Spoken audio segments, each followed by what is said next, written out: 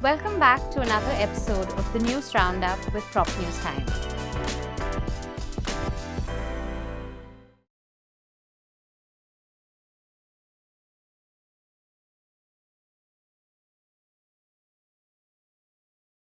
Here we sit down with industry experts and discuss the latest news, events, and developments in the real estate industry in India and across the world. Today, we're talking about shrinking apartment sizes, listed real estate companies, and the growth of pan-India developers. Welcome to the show. Thank you. Thanks. So, according to a recently published study, there's been a noticeable rise in the loading percentage in apartments across major markets in India. Now, the loading percentage here means the difference between the super built up and the actual carpet area. What are your thoughts on this? See, basically, what you're trying to talk about is what is the saleable area of a flat as compared to what is the carpet area you're going to get after you buy the flat, correct? Yes. And so there is a sort of a factor which goes in, what you call loading. Yes. And you're saying if the loading is increasing, I think the recent report was trying to say there's a shrinkage of flats actually. Yes. That means if a two-bedroom flat earlier, 20 years back, was at least 900 square feet, today a two-bedroom flat might be 750 square feet. Yes. Correct? Essentially, yeah. So why is this happening? That's your question. Yes. So it's very simple. What is happening is, it like in any market, if you do not want to raise the value of the item, the ticket size, what we call, Yes. you bring down the quantum Okay. cleverly. So suppose somebody was buying shampoo in a 1 liter and he was paying 150 rupees and you still want to charge 150, but now you bring it down to 900 ml. Right. So you're getting a better margin, maybe because of higher input costs or inflation, but you don't want the consumer to suffer. Right. So that is one particular reason why it happens. Two is also you're very particular about a ticket size. So you're holding on to a particular ticket size and you feel everybody is going to be comfortable, let's say 75 lakhs. Okay. So you don't want to cross that 75 lakhs. Okay. And so you're going to shrink the size of the 1 BHK or 2 BHK in order to fit into that bracket. That price point. Correct? Yeah. So is it a good thing? In a way, it is a good thing because it makes everything affordable. Right. Okay. But is it a bad thing? Yes, it is also a bad thing. Yes. For the principal reason that what is happening in today's world, even for a starter family, we need much larger spaces. Right. Principally because we have lots more things to do. Yes. If you really go back 2 generations, maybe a starter family could have only 1 cupboard. Yes. Today, even a starter family wants 6 cupboards. Yes. So you need more space. You have more shoes, you have more clothes, you have more acquisitions, you have more luggage. So what do? You need a bigger space. Right. So it is a little bit of a give and take out there. Right. So see, I think a part of it is also basically they are playing around with the fact that there's a carpet area or usable area within your house and your overall area, the usable area in your building that you will use. So these guys have realized, especially with a growing younger population that wants to own property and stuff like that, especially the double income households and Yes. all of that.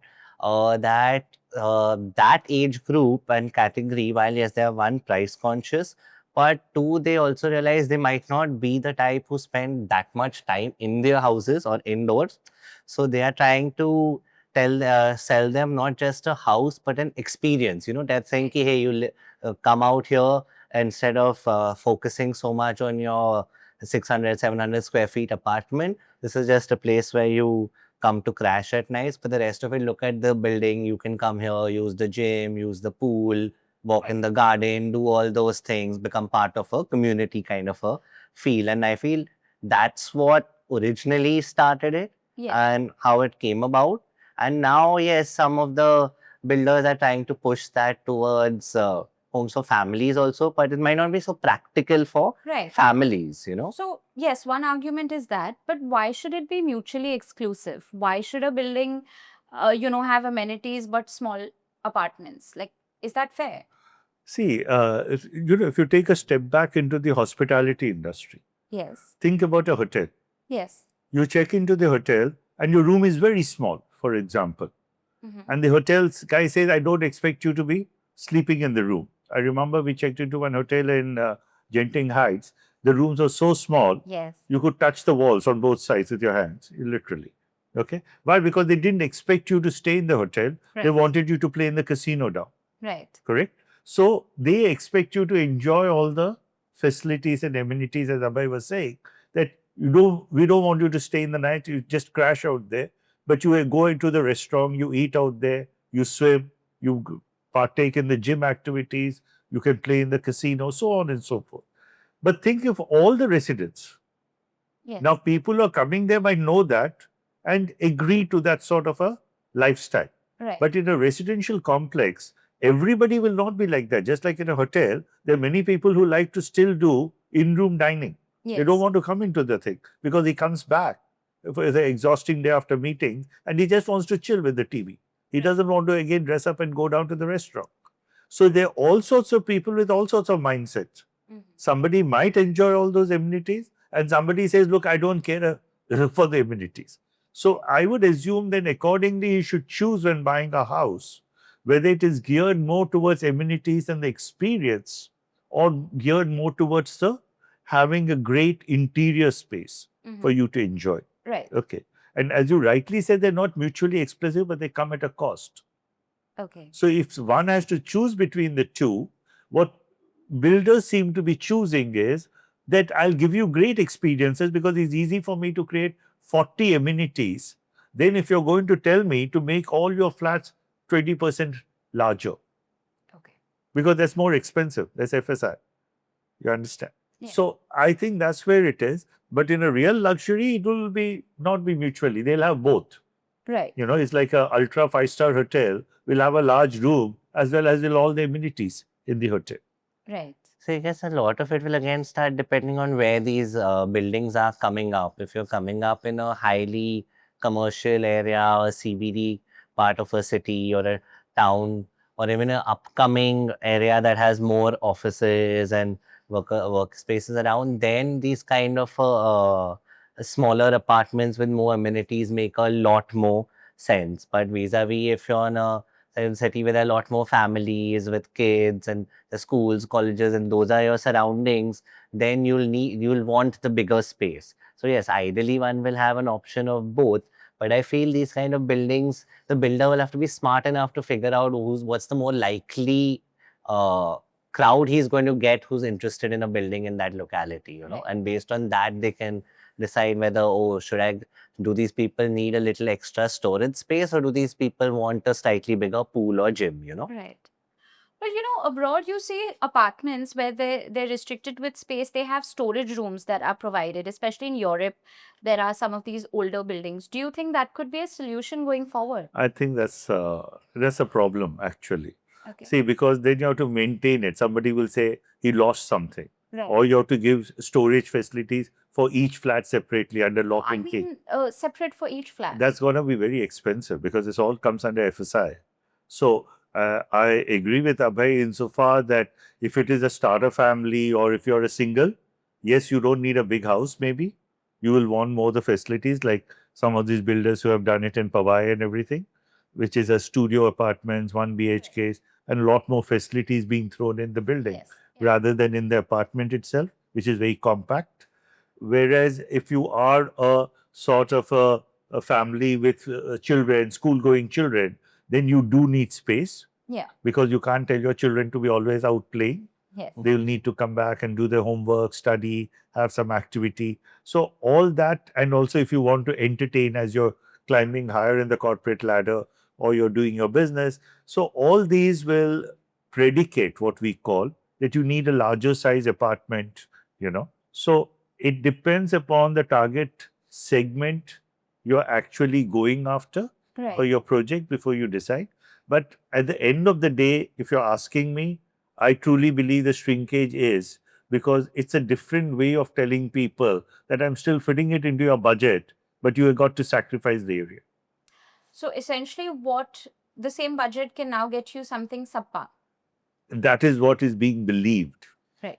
But so that's why they're trying to make up for it by providing more amenities, no? Correct. So say at the moment, if you want more value for money, I would tell someone, a family, say a family of 4, I'd say that instead of looking at a new construction, why don't you of a brand new building, why don't you look at redeveloped or something which already has a lot of families staying. So when they've redesigned their building, again they've kept it with more space in mind. They don't care so much about an extra amenity in their building. They are redeveloping it to get more space. So then that will give you more value for money in that sense. So I guess everyone has to figure out what their requirement is. And if space is your requirement, then there are places you can go to, deals you'll find, certain areas where you will find more space. Even though, as that report suggested, builders are veering more towards more amenities than space, because amenities is easier to provide. Not only easier, it's business economics. Right. Most of the inbuilt areas of Bombay, for example, 90% of the cost of your flat is the cost of FSI or land. Exactly. So to give you 100 square feet more Yeah. is going to cost him much more Right. than to give you some amenities. Right. The next thing I want to talk to you about has been the recent influx of non-Mumbai based developers coming into the Mumbai market. Now, real estate is very much a state subject. So it's interesting to see builders coming in from different states into Maharashtra. My first question is, how easy is it to make that transition?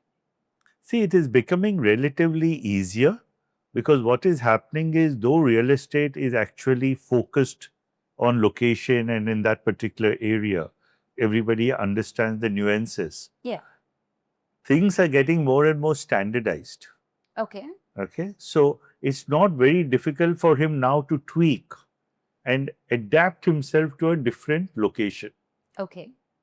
So it's not very difficult for a Bangalore builder to adapt to a Mumbai rules and regulations. Okay. Okay. The only difference comes is earlier the mindset used to be different. What do you mean? Like, for example, I'll give you an example.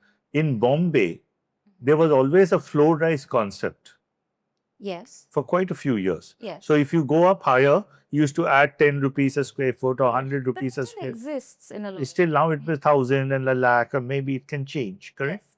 In Delhi, for a long time, it used to be the opposite. Oh. The higher I go, I will pay less. I would pay the maximum at the bottom. Okay. So it's a mindset of the Okay. people, correct? Yeah. So you have to understand your target segment. Right. But there you will have your marketing agents and all of them who help you out. But ideally, these are the two big things. Can I get approvals easily? Yeah. Because I need to know the local laws. And do I read the pulse of the Market. customer who's going to come to me in Mumbai? Because it's going to be very different from that of, say, Ahmedabad. If you look at Gujarat or Ahmedabad, they like to have large balconies or verandas. They want swings. Right. You understand? So you want to cater to them is going to be very difficult and put them in a matchbox. Right. They won't like it. Yes. Okay. So these are if you have understood those tweaks, which is not very difficult to understand, of course, you will enter any market, So with standardization and corporatization, why should somebody say that if I am public listed, why should I be only in one or two markets? There's a pressure on him to say, why don't you go to other markets? Right. And, show your brand. It's national. Yes. So that is what's happening. Why national? We have international brands in India now slowly. Yes, we do. Yeah. So that's also possible. So I have a feeling that this is a symbol of what is going to come more and more in the times to come. This is just the beginning. And you will see a lot more standardization, a lot more corporatization, a lot more financialization of real estate. And that means the bigger you are, the better brand you are, the more credibility you bring, you will take it. Okay. It's exactly like we were discussing, where things have gotten easier. So of course it's gotten easier now to do business in different parts of the country, to move a successful business in one place to replicate to another. But I feel real estate is, like we had pointed out earlier, going the hospitality route more and more. So just like they realize that, okay, while everyone's tastes are different, but in a metro city like a Bombay, which has people from Bangalore, from Gujarat, from North India, South India, East India, all over the country. So which is why you have restaurants and cuisines from all over available here, right? Because they're the people to cater to it. So I think real estate also, builders also must be feeling ki, apart from understanding this market and adjusting to that, there will also be enough of people to cater to in a big city that have come from all over and who might appreciate a little flavor of home, right?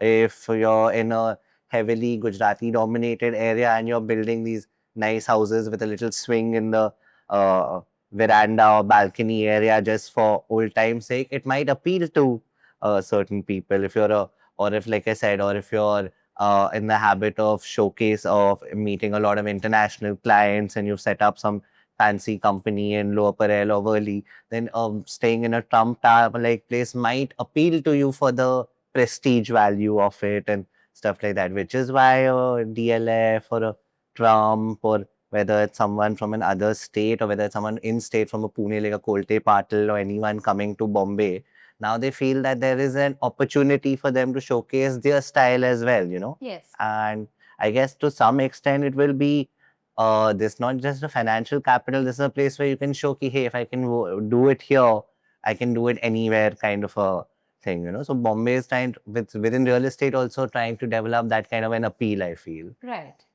So in the future, there should hopefully be a lot more, Yeah. not just from around the country, but even international players and all looking to have something to showcase in Bombay. How do you feel the entry should be made into a different market? Like, if I'm a builder that's well established in Hyderabad, I have, my brand has some meaning, it has some value.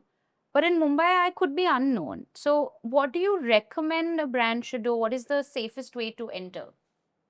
See, I think you have to go back to Aristotle's talk about how do you win Okay. an argument or a debate, or how do you close a sale. He spoke about, if you remember correctly, ethos, pathos, and logos. Yes. So the ethos stands actually for the credibility. Okay. So he says, if you ever want to do anything, we are now adapting it to a sale. He was talking more about the debates in the Senate. You first have to show your credibility.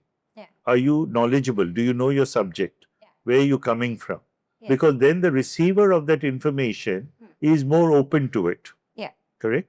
And then he says you go into pathos. Understood. Because emotions work much better than anything else. And then finally you wrap it around logos. Because you don't want to say, I've taken an emotional decision. Absolutely. You want some rationale to be given so that you don't look like a fool to your friends, you know. I like the sales girl, so I went and bought the Mumbai. You look really stupid. Absolutely. So you will say, I bought the Mumbai because this is the most powerful Mumbai in its segment and is the coolest one and it gives the best economy. So you put a logos wrapping to it. Okay. So in my opinion, it is any builder who comes in from outside also has to do that. He has to first build his credibility.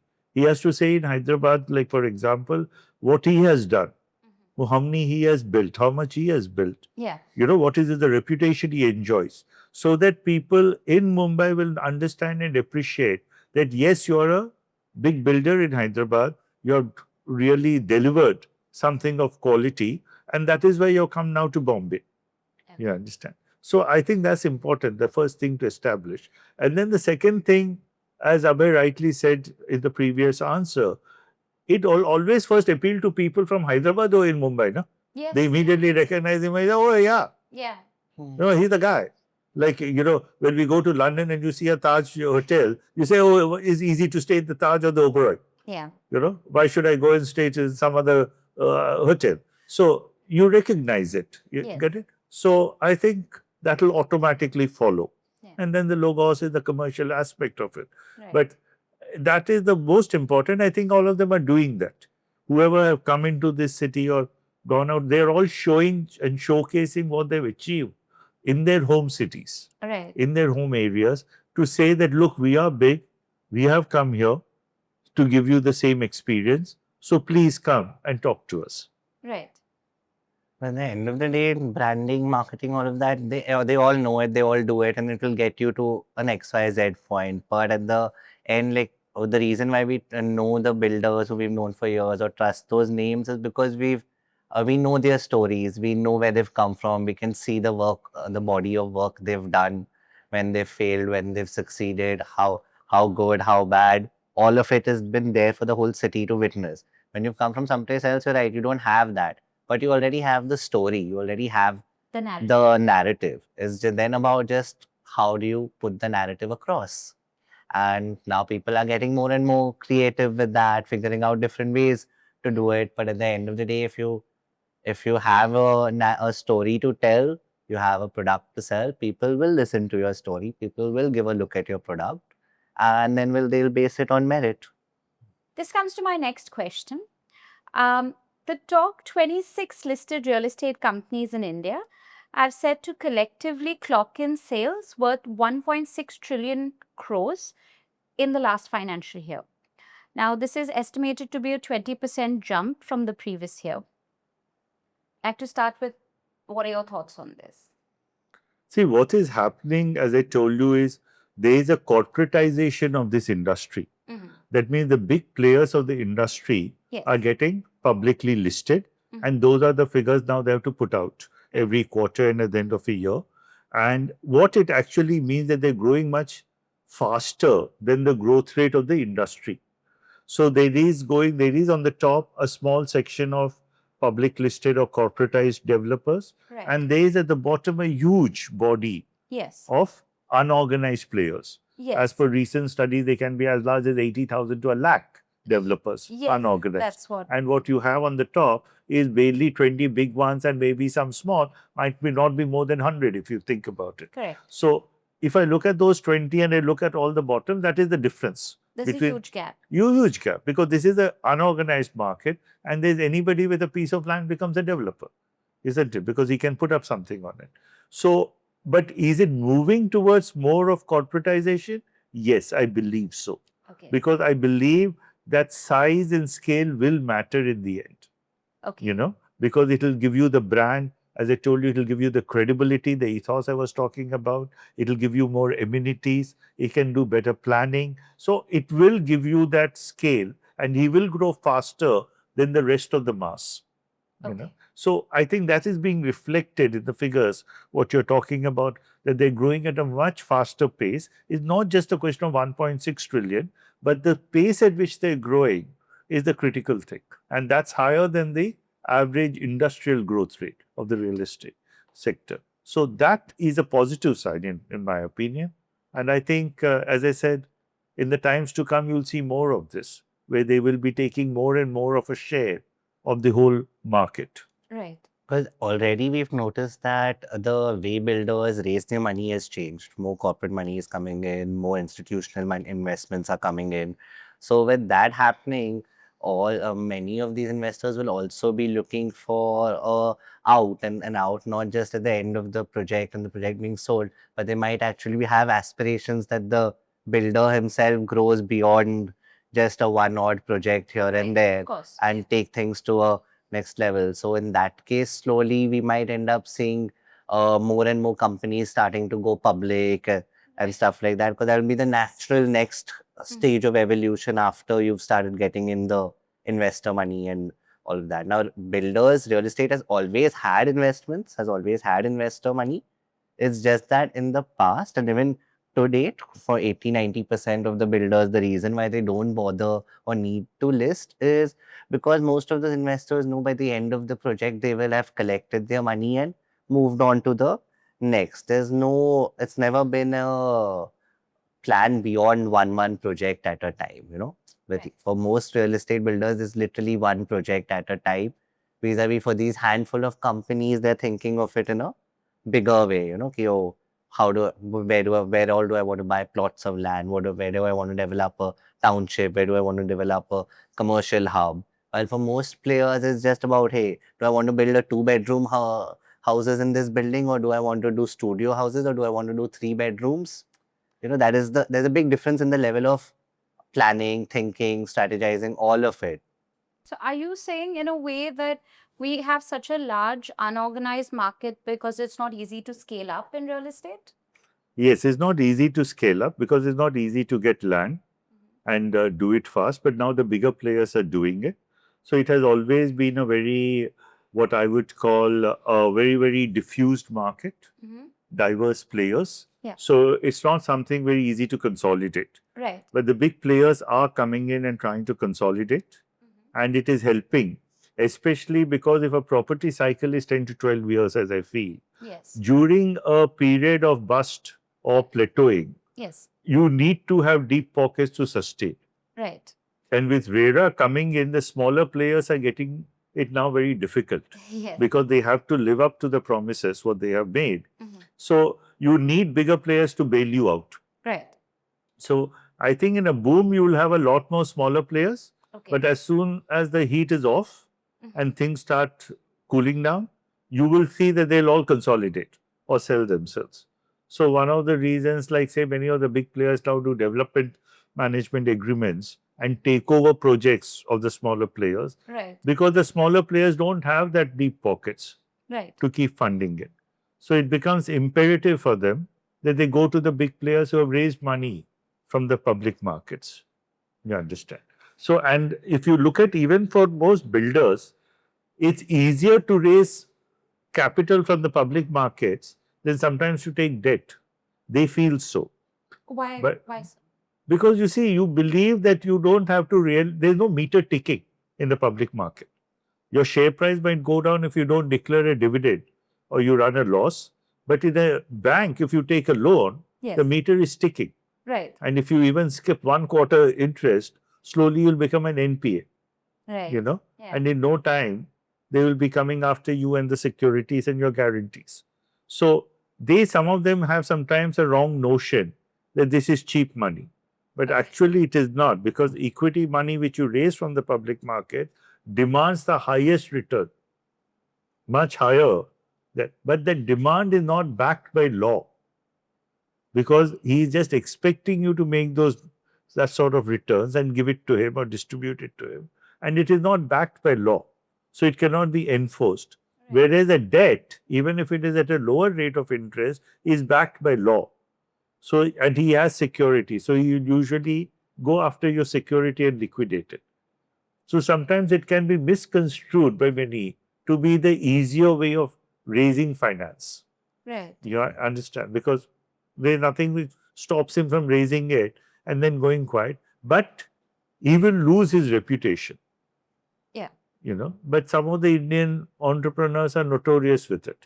They've lost their reputation, they've raised money at very high valuations, Yes. and then they just let the companies drift. Right.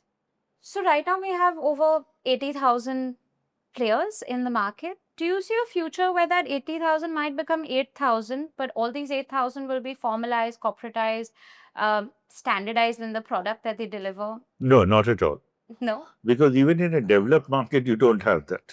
Okay. Even if I go to US, you'll see small home builders and everything. It's always going to be a diffused market.